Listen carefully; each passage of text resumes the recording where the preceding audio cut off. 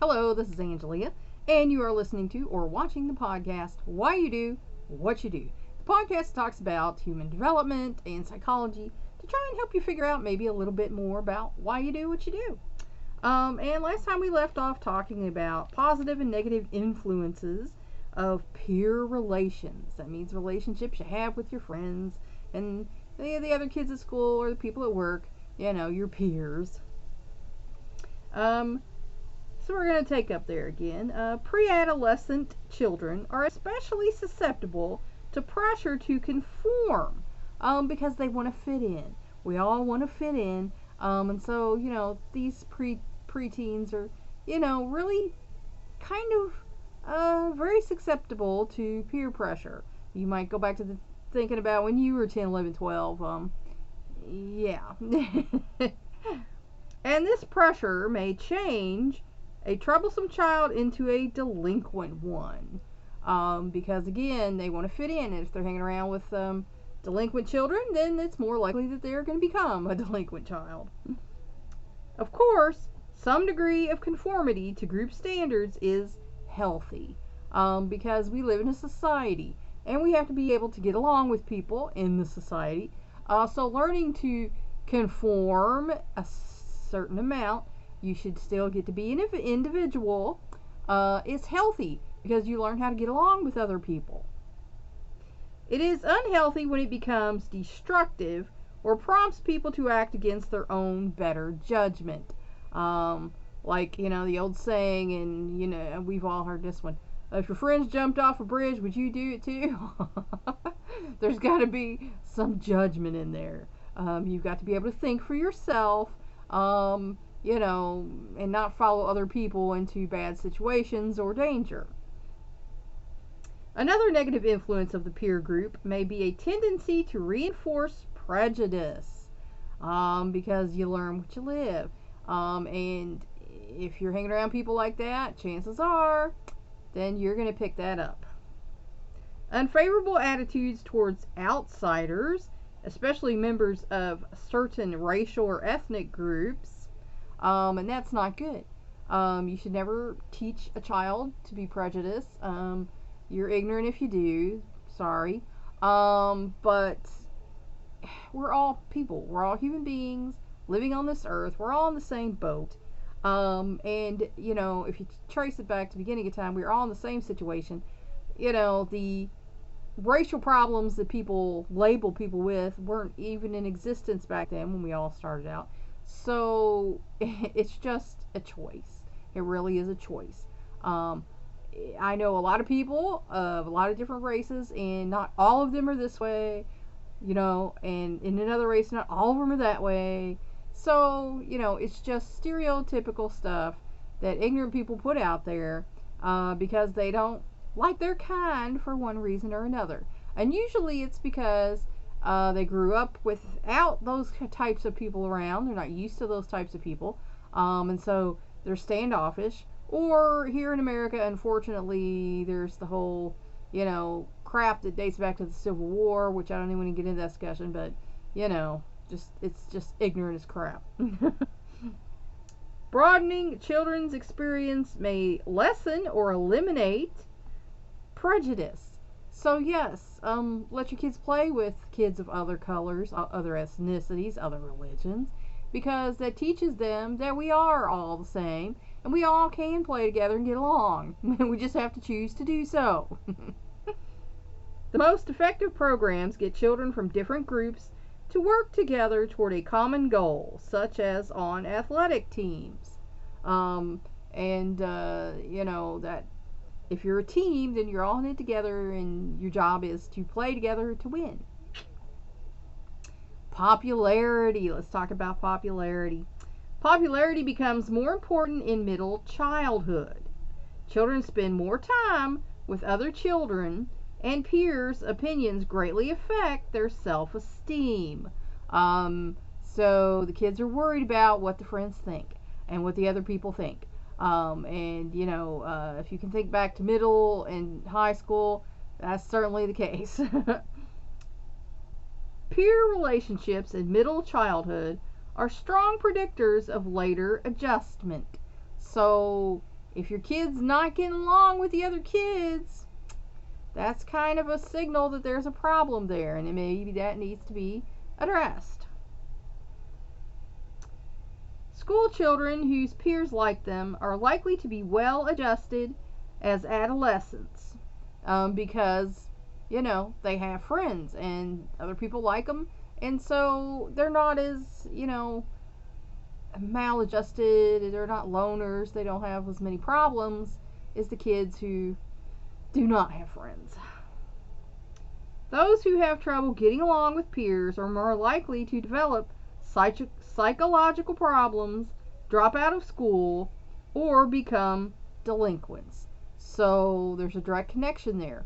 If your kid is having problems getting along with other kids, you need to step in and figure out why that is. What's going on?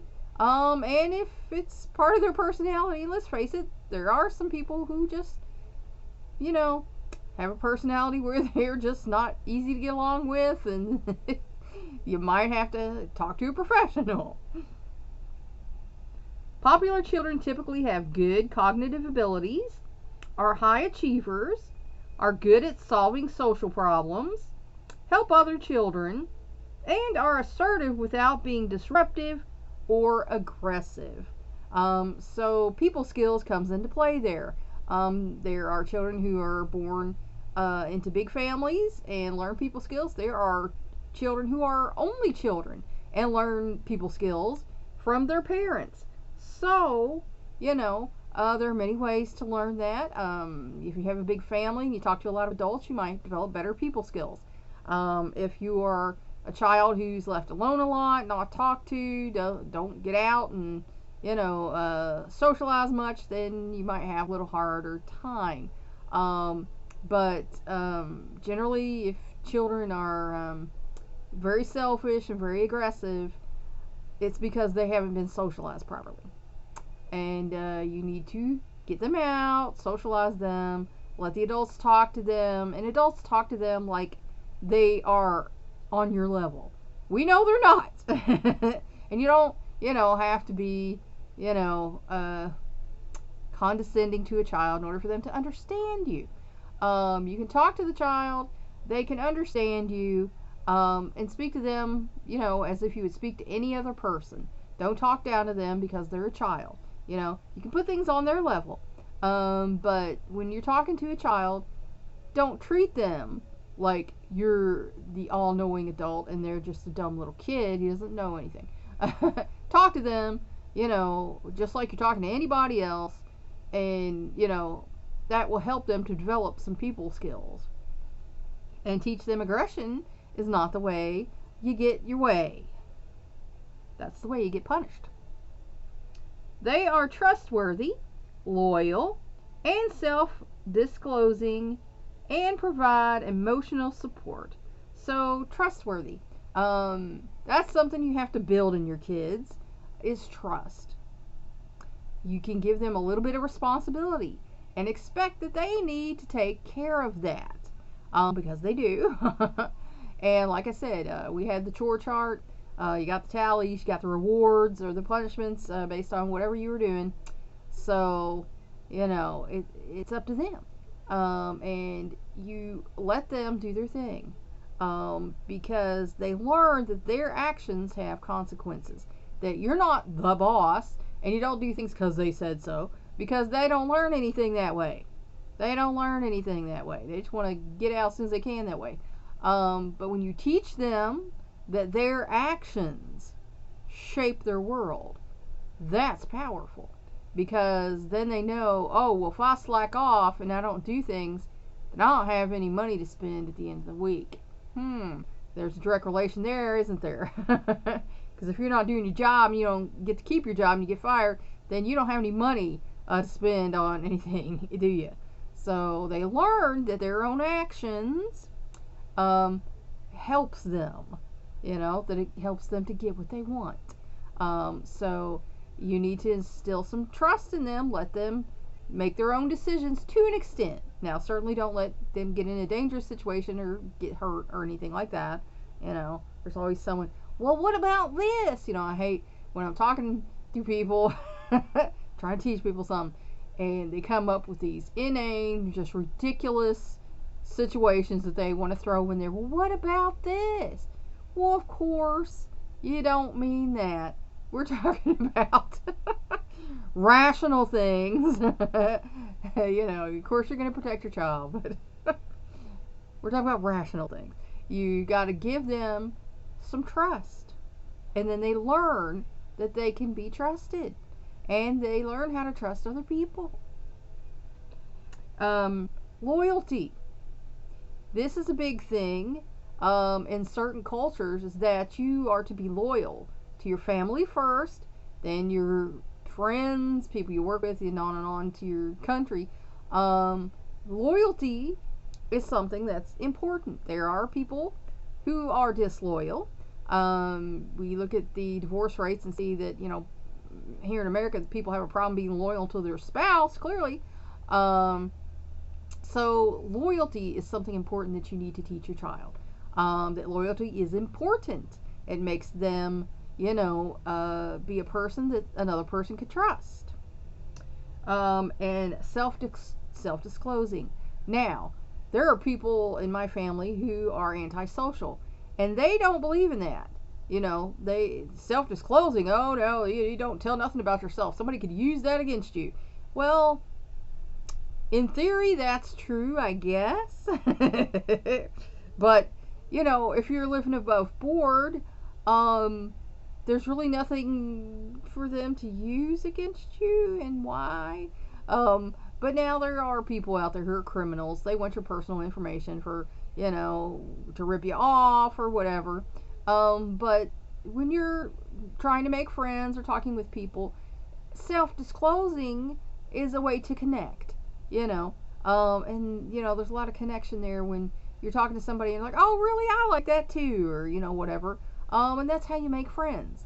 So, your child should be willing to talk about themselves and to disclose things about themselves within reason. Now, you can certainly tell them, well, I don't want you talking about this, I don't want you talking about our finances. Don't give them anyone you don't know our personal address, phone number, anything like that. There are, reasonable, again, like I say, every time I say something, there's somebody, what about this? It's like, whatever. There are people who just dream up drama. I don't have time for your crazy drama. But, you should be able to disclose things about yourselves and feel comfortable doing that with other people. If you're so guarded and exclusive and, then that's a problem, and you should be aware of that. Provide emotional support. We should be providing emotional support to each other. We're all in this boat together, and, if you're in a group of people, you should be able to be emotionally supportive. When people have had a bad day, try and cheer them up. When people are going through something that you've gone through, say, oh yeah, I went through that, and here's how I got through it, and this helped me, and you can be emotionally supportive to people, because that's how we're supposed to be. This whole,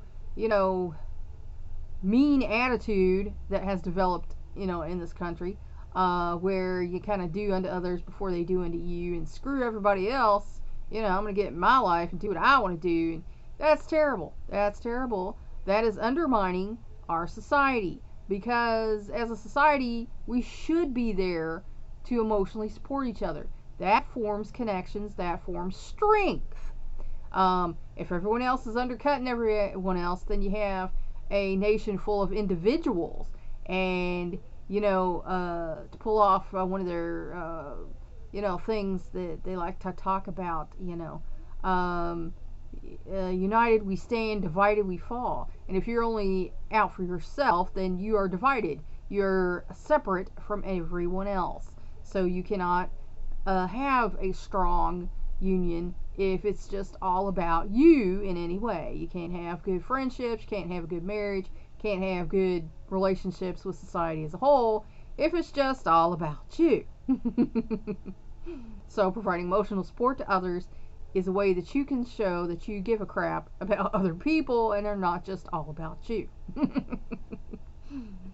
Their superior social skills make others enjoy being with them.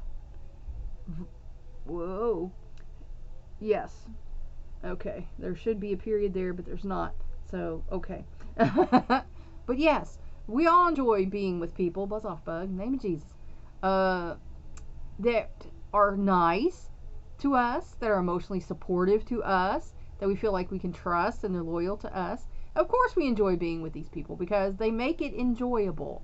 Um, there are people, it's like some of the friends I had in school, and I think back now, I would call them more frenemies because they were supposed to be my friends, but they were saying and doing horrible things to me. So maybe not so much friends.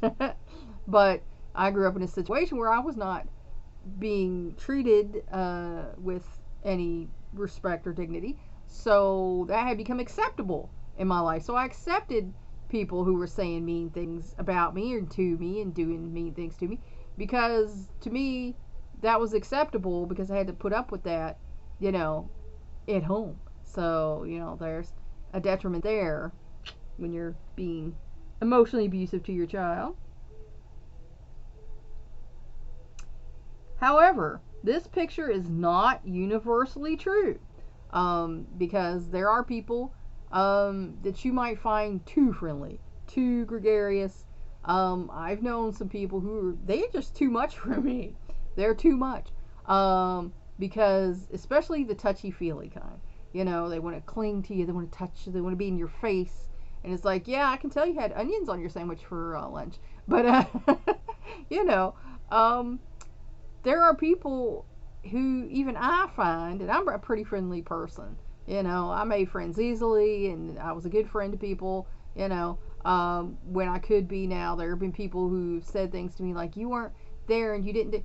Okay, well, because I didn't have the money to give you to help you.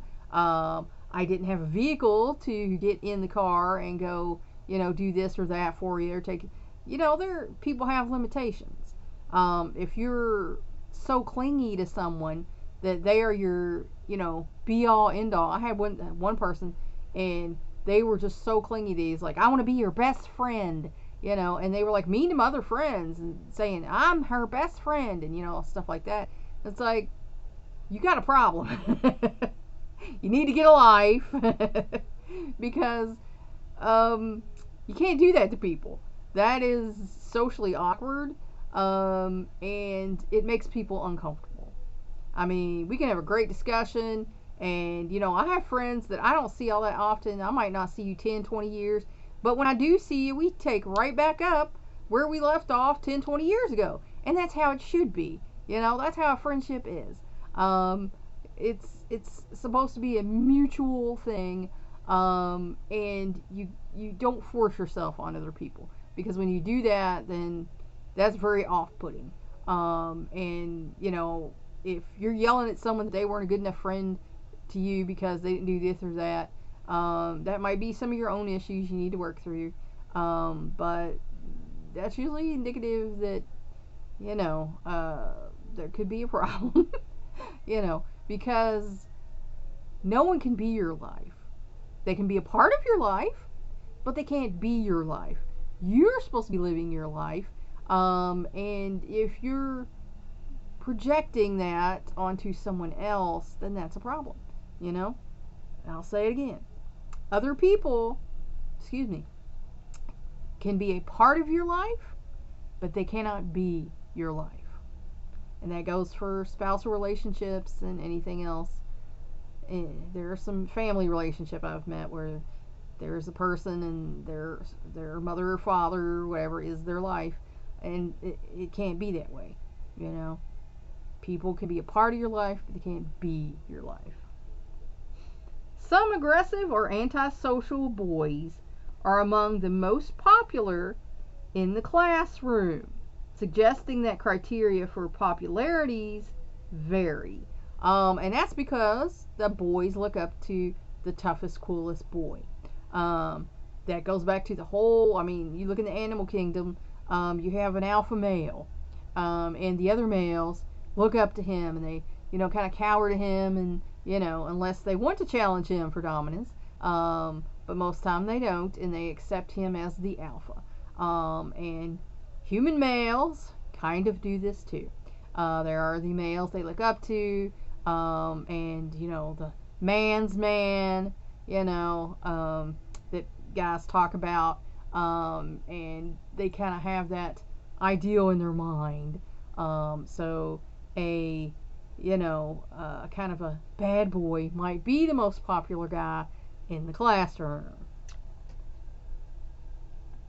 In a study of rejected fourth graders, aggressive boys tended to gain in status by the end of the fifth grade, suggesting that behavior shunned by younger children may be seen as cool or glamorous by pre-adolescents. And that's because they're having these feelings too. Their bodies are being pumped full of hormones too. And they might not be ready to act like this. They're still, acting on their younger operational level. Excuse me. I feel like a sneeze is coming on. But they kind of have these feelings too, and they think about it. And because this guy's acting out this way, then they look up to him. So, males, all that testosterone. Children can be unpopular for many reasons, some of which may or may not be fully within their control. Because when it comes to personality traits and things like that, you can change those.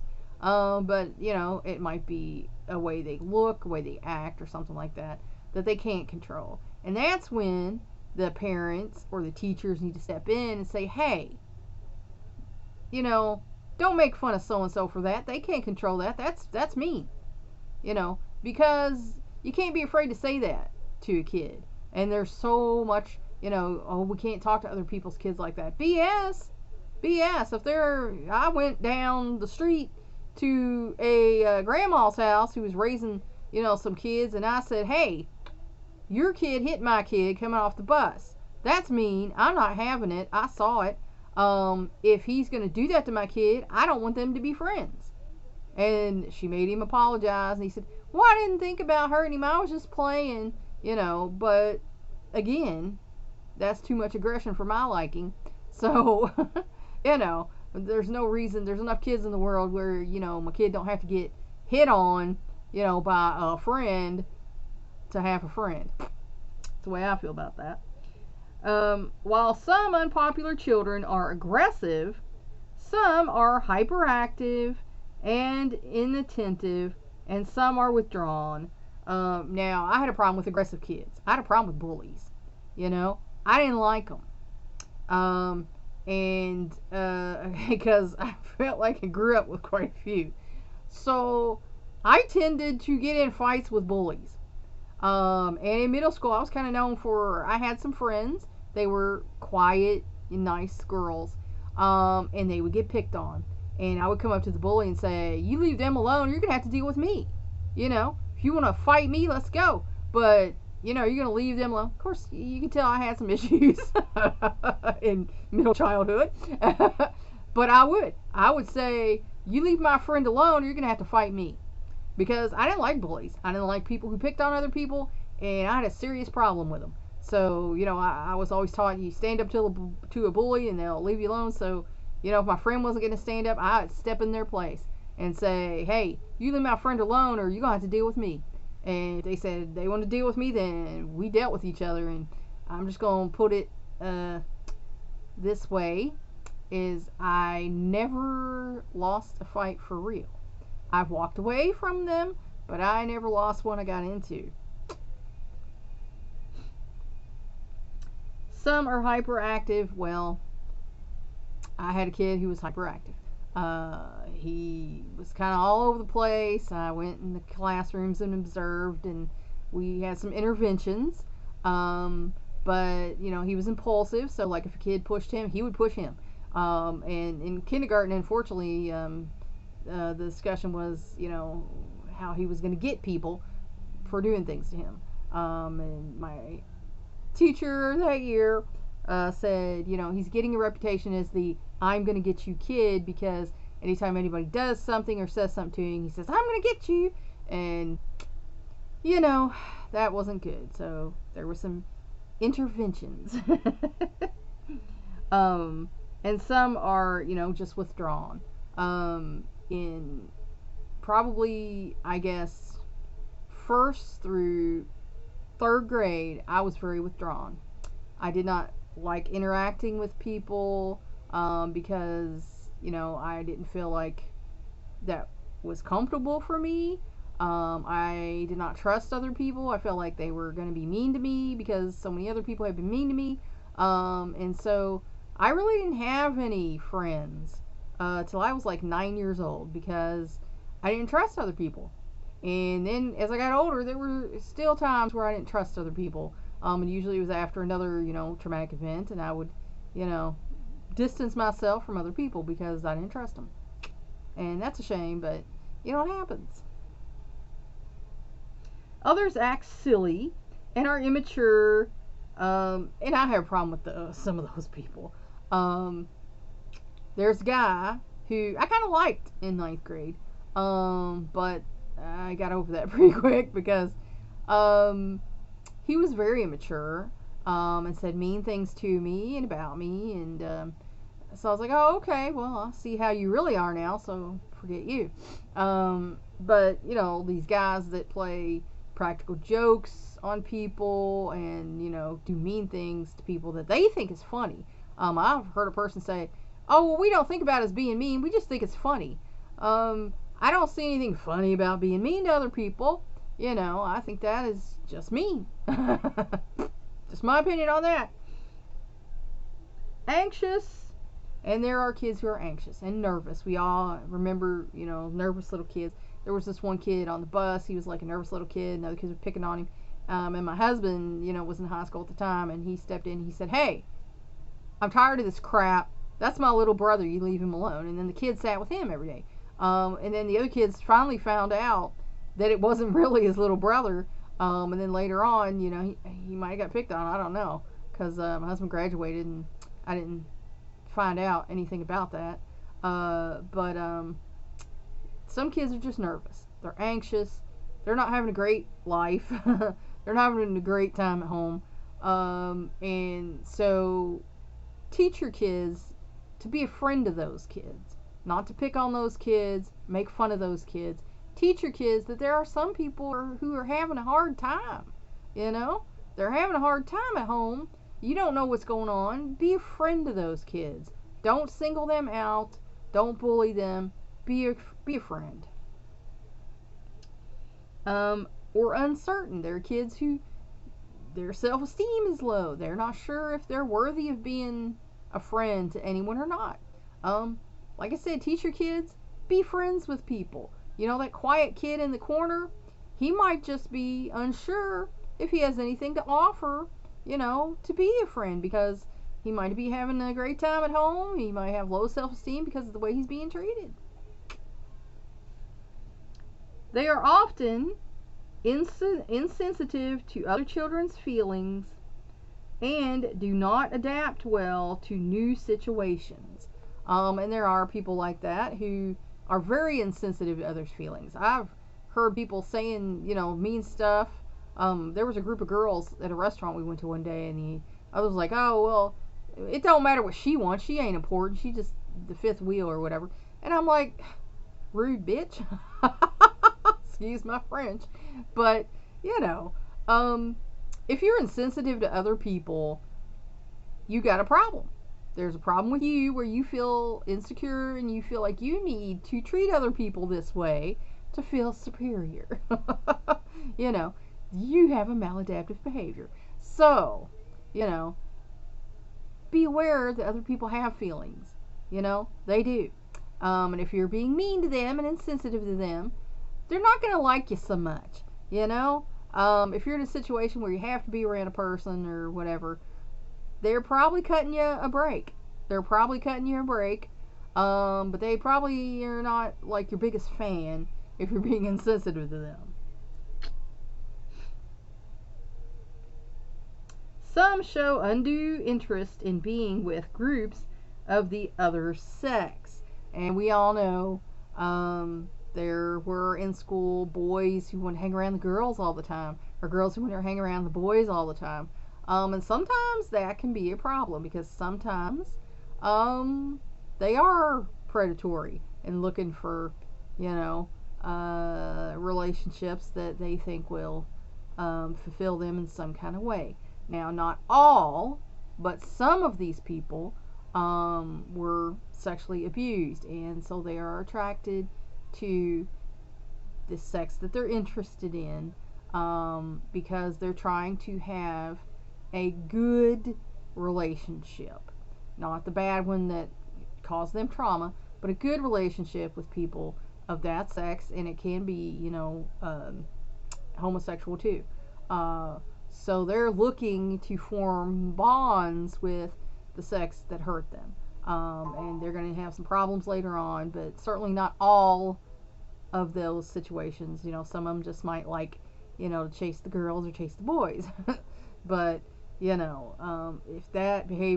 you notice that behavior as a teacher, you might want to kind of step in and say, why aren't you out playing with the guy? Why, And like I said, it might just be that they're growing a different way, and they should not be shamed for that, because you're going to be who you're going to be. And I'm going to leave you on that note, and hopefully this has helped you figure out maybe a little bit more about why you do what you do. Until next time.